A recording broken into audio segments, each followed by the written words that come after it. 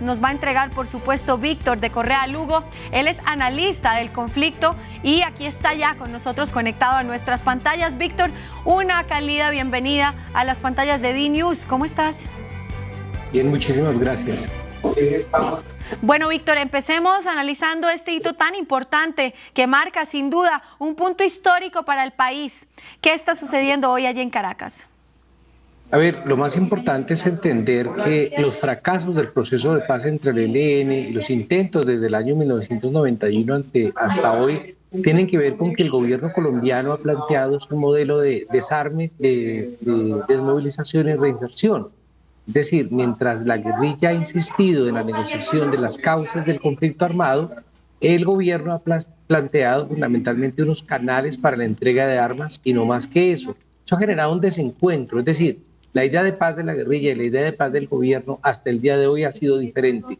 Lo importante es que el proyecto de paz total y la lógica de paz del presidente Gustavo Petro implica una lógica donde hay un espacio para hablar de los problemas sociales y económicos y políticos. Por tanto, la paz ya deja de ser un asunto meramente militar para volverse un problema sociopolítico y socioeconómico. Y eso es lo más valioso y hace que las dos delegaciones partan de un punto diferente al que partieron negociaciones previas. Bueno, Víctor, hoy viajó una delegación muy importante, una delegación muy diversa. Oti Patiño, Danilo Rueda, el comisionado de paz, José Félix Laforí por parte de Fedegan y también Iván Cepeda. Una delegación muy completa y que cubre bastantes puntos. ¿Tú crees que esta mesa sí va a llegar a dialogar con una guerrilla que históricamente ha sido la guerrilla más intransigente del país? A ver, yo creo que, vuelvo e insisto, yo no sé si la palabra intransigente es la palabra más adecuada. Es que los gobiernos anteriores siempre han planteado un modelo que era te doy una casa, un carro y una beca, te doy un subsidio, para que entendamos un poco la complejidad del ELN. El ELN no aspira a tener curules. La mayoría de grupos políticos en el mundo, cuando hacen un proceso de paz, están pidiendo denos un puesto en el Congreso. El ELN no está pidiendo eso. Ahora, ¿cuál es la gran diferencia?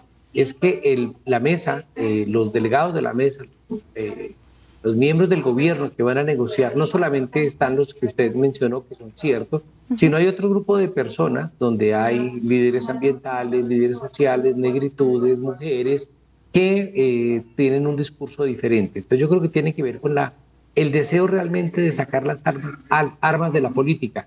Y creo que la llegada de Laforí es un ingrediente más, no el único, pero es que los ganaderos, que son parte del poder real del país, también se sienten en la mesa de negociación.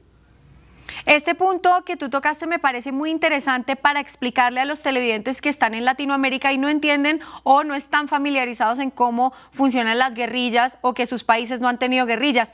Este punto de que el ELN no quiere curules políticas es muy importante porque cuando hubo un proceso de paz con las FARC en el gobierno de Santos, ellos sí querían participación en política. De hecho, llegaron al Congreso y ya están ahí. Entonces, ¿qué es lo que pide el ELN?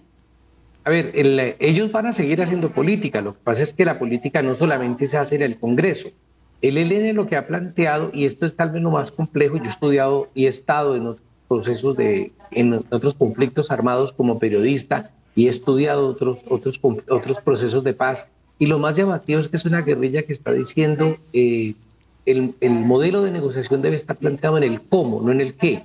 El cómo es que la guerrilla del ELN plantea que se haga una serie de audiencias públicas, que sea el pueblo el que decida, dicen ellos, ¿no? La sociedad participando, la que decida cuál debe ser la agenda de negociación. Esto es bien interesante, porque coloca como es un 2+1, es del gobierno y la guerrilla, pero ese +1 es de la sociedad donde participaría dando los insumos, identificando las prioridades para la construcción de paz. Es profundamente novedoso, no ha existido en el mundo un modelo así, pero no por eso puede dejar de existir.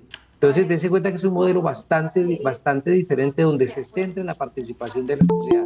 De hecho, creo que la línea roja del ELN es que la sociedad participe. Sin participación de la sociedad, me decía el jefe máximo del ELN en una entrevista que hice para un periódico colombiano, no hay posibilidad de negociación.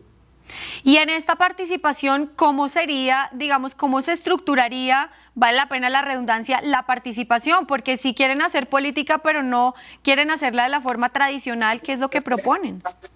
lo que proponen es hablarle a las regiones. Es decir, Colombia es un país donde el vacío democrático es brutal. En Colombia, por ejemplo, el asesinato de líderes sociales se cuenta por centenares.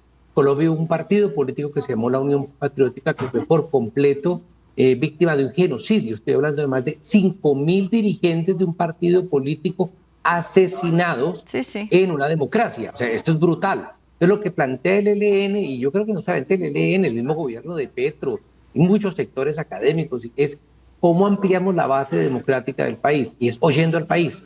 Por tanto, lo que el ELN plantea es que la paz tiene que ser, entre otras cosas, si me permiten la expresión, una excusa para avanzar en espacios de democratización. Pues Víctor de Correa Lugo, muchas gracias por haber estado con nosotros aquí en las pantallas de DNews, analizando esta noticia tan importante para el país.